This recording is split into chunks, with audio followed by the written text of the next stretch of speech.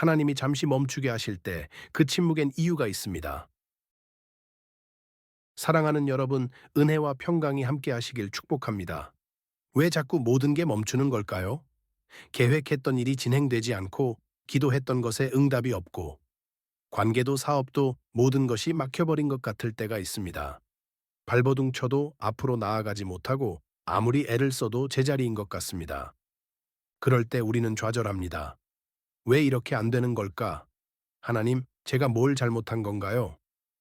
조급함이 밀려오고 답답함에 숨이 막힙니다. 마치 인생의 버튼이 일시정지된 것 같습니다. 하지만 여러분, 오늘 제가 확실하게 말씀드립니다. 멈춤은 실패가 아닙니다. 하나님은 때때로 우리의 속도를 늦추셔서 올바른 방향을 회복시키십니다. 모든 것이 멈춘 것처럼 보일 때 사실 하나님은 가장 중요한 일을 하고 계십니다. 오늘 저는 하나님께서 왜 우리를 잠시 멈추게 하시는지, 그 침묵 속에 어떤 이유가 있는지 여러분과 함께 나누고자 합니다. 이 진리를 깨달으실 때 여러분은 멈춤의 시간을 더 이상 두려워하지 않게 될 것입니다. 첫 번째 이유, 멈춤은 방향 수정의 시간입니다. 잠언 16장 9절 말씀입니다. 사람이 마음으로 자기의 길을 계획할지라도 그의 걸음을 인도하시는 이는 여호와시니라. 여러분, 우리는 우리의 길을 계획합니다.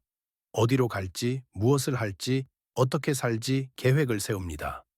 하지만 이 말씀은 무엇이라고 말합니까? 그의 걸음을 인도하시는 이는 여호와시니라. 우리가 계획을 세우지만 최종적으로 우리의 발걸음을 인도하시는 분은 하나님이십니다. 때로 하나님께서는 우리의 계획을 멈추게 하십니다. 왜 그렇습니까? 우리가 잘못된 방향으로 가고 있기 때문입니다. 하나님은 멈춤 속에서 우리의 마음을 정렬시키십니다. 우리가 너무 빠르게 달려갈 때 하나님은 우리를 멈추게 하십니다. 우리가 잘못된 방향으로 갈 때 하나님은 우리의 앞길을 막으십니다. 이것은 징벌이 아닙니다. 이것은 사랑입니다. 자동차를 운전할 때를 생각해 보십시오. 잘못된 길로 가고 있을 때 내비게이션이 경로를 재탐색합니다 라고 말합니다. 잠시 멈추고 방향을 다시 잡아야 합니다. 계속 잘못된 길로 가면 목적지에서 더 멀어질 뿐입니다. 마찬가지로 하나님께서는 우리가 잘못된 방향으로 갈 때 멈추게 하십니다. 더 이상 그 길로 가지 못하게 막으십니다. 그리고 올바른 방향을 보여주십니다. 바울을 보십시오. 사도행전 16장에서 바울은 아시아에서 말씀을 전하려고 했지만 성령이 막으셨습니다. 비두니아로 가려 했지만 예수의 영이 허락하지 않으셨습니다. 바울의 계획이 계속 막혔습니다. 왜 그렇습니까? 하나님께서 바울을 마게도냐로 보내려 하셨기 때문입니다. 만약 하나님께서 바울을 멈추지 않으셨다면 복음은 유럽으로 전파되지 못했을 것입니다. 하나님께서 바울을 멈추신 것은 더 큰 계획을 위함이었습니다. 사랑하는 여러분, 지금 여러분의 계획이 막혔습니까? 모든 것이 멈춘 것 같습니까? 낙심하지 마십시오.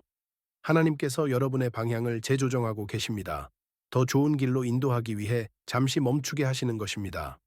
두 번째 이유, 지연은 준비의 시간입니다. 시편 37편 7절 말씀입니다. 여호와 앞에 잠잠하고 참고 기다리라. 자기 길이 형통하며 악한 꾀를 이루는 자 때문에 불평하지 말지어다. 여러분, 여호와 앞에 잠잠하고 참고 기다리라. 기다림을 명령하고 계십니다. 왜 기다려야 합니까? 하나님의 때가 있기 때문입니다. 하나님의 속도는 느려 보여도 결코 틀리지 않습니다. 우리는 빨리 가기를 원합니다. 지금 당장 이루어지기를 원합니다. 하지만 하나님은 서두르지 않으십니다. 왜냐하면 하나님은 완벽한 타이밍을 알고 계시기 때문입니다. 지연은 벌이 아니라 준비입니다. 하나님께서 여러분의 기도 응답을 지연시키실 때 그것은 여러분을 징벌하시는 것이 아닙니다. 여러분을 준비시키고 계신 것입니다. 또한 상황을 준비하고 계신 것입니다. 요셉을 보십시오. 17세에 꿈을 꾸었지만 30세에 그 꿈이 이루어졌습니다. 13년의 지연, 그 사이에 요셉은 노예가 되고 억울하게 감옥에 갇혔습니다. 모든 것이 멈춘 것 같았습니다. 하지만 그 13년은 낭비가 아니었습니다. 그 시간 동안 요셉은 준비되고 있었습니다. 애굽의 총리가 되기 위해, 온 세계를 구원하기 위해 준비되고 있었던 것입니다. 만약 요셉이 17세에 곧바로 총리가 되었다면 그는 그 책임을 감당할 수 없었을 것입니다. 다윗을 보십시오. 소년 때 기름 부음을 받았지만 30세에 왕이 되었습니다. 그 사이의 시간은 도망자로 광야에서의 삶이었습니다. 모든 것이 지연되는 것처럼 보였습니다. 하지만 그 시간은 다윗을 왕으로 준비시키는 시간이었습니다. 하나님만 의지하는 법을 배우는 시간이었습니다. 백성을 이끌 지혜를 얻는 시간이었습니다. 만약 다윗이 소년 때 곧바로 왕이 되었다면 그는 교만했을 것이고 하나님의 마음에 합한 자가 되지 못했을 것입니다. 사랑하는 여러분, 지금 모든 것이 지연되고 있습니까? 아무것도 진행되지 않는 것 같습니까? 인내하십시오. 하나님께서 여러분을 준비시키고 계십니다. 더 큰 축복을 감당할 수 있도록 여러분을 단련시키고 계십니다. 세 번째 이유, 기다림은 믿음의 훈련입니다. 이사야 30편 15절 말씀입니다. 주 여호와 이스라엘의 거룩하신 이가 이같이 말씀하시되 너희가 돌이켜 조용히 있어야 구원을 얻을 것이요 잠잠하고 신뢰하여야 힘을 얻을 것이거늘 너희가 원하지 아니하고. 여러분, 돌이켜 조용히 있어야 구원을 얻을 것이요 잠잠하고 신뢰하여야 힘을 얻을 것이거늘. 조용히 있으라는 것입니다. 잠잠하라는 것입니다. 그리고 신뢰하라는 것입니다. 하나님은 속도보다 성숙을 먼저 만드십니다. 우리는 빨리 목적지에 도착하기를 원합니다. 하지만 하나님은 우리가 여정을 통해 성장하기를 원하십니다. 기다림은 믿음의 훈련입니다. 즉각적인 응답은 즉각적인 기쁨을 주지만 기다림은 깊은 믿음을 만듭니다. 모든 것이 빨리 이루어질 때는 믿음이 필요하지 않습니다. 하지만 기다려야 할 때, 멈춰야 할 때, 그때 진정한 믿음이 시험받고 성장합니다. 아브라함을 보십시오. 75세의 아들을 주시겠다는 약속을 받았지만 100세의 이삭을 낳았습니다. 25년의 기다림.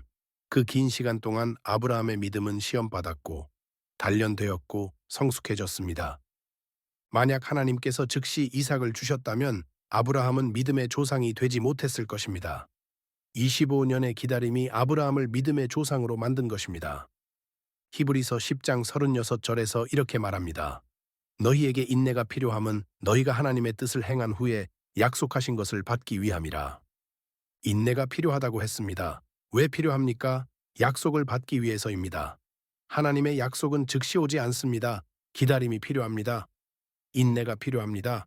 그리고 그 기다림 속에서 우리의 믿음이 자랍니다. 네 번째 이유, 멈춤은 하나님과의 깊은 교제의 시간입니다.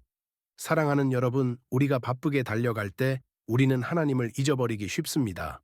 일이 잘 풀릴 때, 모든 것이 순조로울 때 우리는 하나님보다 일에 집중합니다. 하지만 모든 것이 멈출 때 우리는 비로소 하나님을 찾습니다. 더 이상 의지할 것이 없을 때 우리는 하나님께 매달립니다. 그리고 그때 우리는 하나님을 더 깊이 경험합니다. 시편 46편 10절에서 이렇게 말합니다. 이르시기를 너희는 가만히 있어 내가 하나님 됨을 알지어다. 가만히 있을 때 하나님을 알게 된다고 했습니다. 우리가 멈출 때, 우리가 조용히 있을 때 비로소 하나님의 음성을 듣습니다. 하나님이 누구신지 깨닫습니다.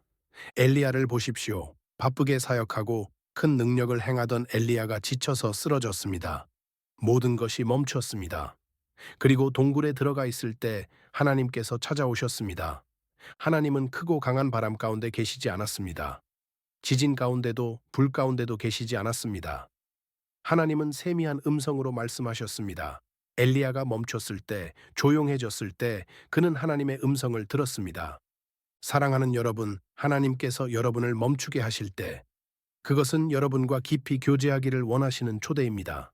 바쁨 속에서 잃어버렸던 하나님과의 관계를 회복하시기를 원하시는 것입니다. 사랑하는 여러분, 오늘 우리는 하나님께서 왜 우리를 잠시 멈추게 하시는지 함께 나누었습니다. 첫째, 멈춤은 방향 수정의 시간입니다. 둘째, 지연은 준비의 시간입니다. 셋째, 기다림은 믿음의 훈련입니다. 넷째, 멈춤은 하나님과의 깊은 교제의 시간입니다. 지금 멈춘 것처럼 느껴지나요? 모든 것이 막힌 것 같습니까? 낙심하지 마십시오. 그 자리가 바로 하나님이 방향을 다시 세우고 계신 자리입니다. 급히 뛰지 말고 잠시 멈춰 하나님을 바라보십시오.